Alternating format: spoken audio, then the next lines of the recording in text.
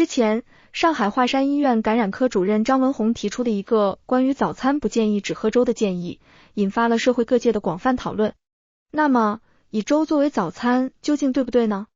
其实，张文宏医生并非要颠覆中国人传统的早餐习惯，他真正想表达的是，仅仅喝粥是营养不足的，必须搭配牛奶、鸡蛋等富含蛋白质的食物。因为富含蛋白质的食物在增强免疫力方面扮演着至关重要的角色。回顾历史，中国人过去疾病多发，平均寿命较短，这与当时的经济条件落后、营养不良密切相关。营养不良导致免疫力低下，使得人们更容易受到感染性疾病的侵袭。而营养不良的主要原因之一就是蛋白质类食物的缺乏。在那个时代，人们的早逝往往与感染性疾病息息相关。因此，从这个角度来看，牛奶、鸡蛋甚至肉类确实是维持健康的必需品。然而，这是否意味着除了蛋白质、粥、馒头等碳水化合物食物就应该被踢出早餐的行列呢？并非如此。张文宏医生也提到了早餐可以吃三明治，因为三明治中包含了面包这样的碳水化合物。这并非崇洋媚外，而是对于许多忙碌的人来说，早上时间紧迫，吃三明治可能更为简单便捷。自古以来，粮食就是中国人的主食。黄帝内经中就有五谷为养的说法，将五谷排在食物排行榜的首位，而水果、肉类、蔬菜等则位列其后。这一理论早已渗透进我们的日常生活中。中国人使用筷子作为餐具，而非刀叉，这也间接反映了我们的饮食习惯，以植物性食物为主，肉食为辅。因为中国人的体质并不适合过多摄入肉食，无论是我们的胃肠还是整体代谢系统，都更适合以粮食为主的饮食。那么，为什么粮食对我们来说如此重要呢？粮食主要提供碳水化合物，而碳水化合物分解后产生的葡萄糖是大脑的主要能源。葡萄糖分子小，易于通过血脑屏障进入脑组织。在氧气充足的条件下，葡萄糖的代谢产物仅为水和二氧化碳，对大脑而言是一种非常安全、清洁的能源。相比之下，蛋白质和脂肪虽然也是重要的营养素，但它们的分子量大，不易透过血脑屏障，且需要转化为葡萄糖后才能为身体提供能量。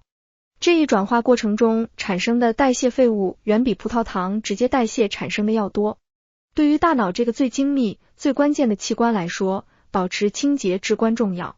有研究表明，东亚人的颅腔容量平均最高，达到1400多立方厘米，而欧洲人和非洲人的平均颅腔容量则较低。中科院的研究也发现，东亚人在自然演化过程中，基因更偏向于使脑部变得更大。虽然脑容量并不能直接等同于智力，但脑容量大意味着大脑的能量需求更高。中国古人将粮食排在肉、果、蔬之前，正是为了满足大脑的高能量需求。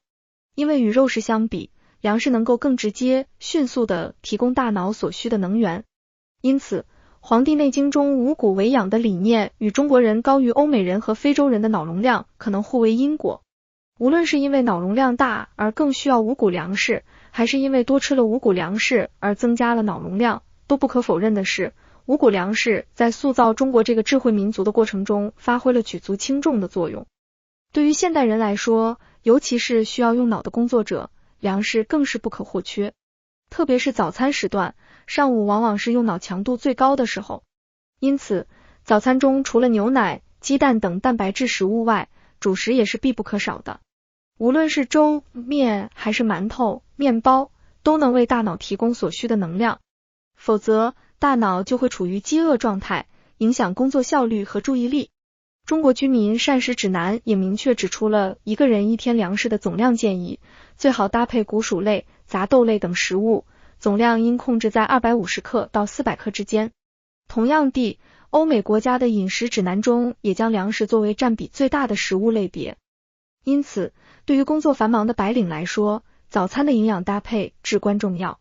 不仅要包含牛奶、鸡蛋等蛋白质食物，还要搭配足够的主食来确保大脑的能量供应。只有达到这样的标准，才能在工作时保持精神饱满、注意力集中。希望这期节目能够为你带来启发与帮助，也欢迎你持续关注我们的节目，共同探索更多中医养生的奥秘。我们下期再见。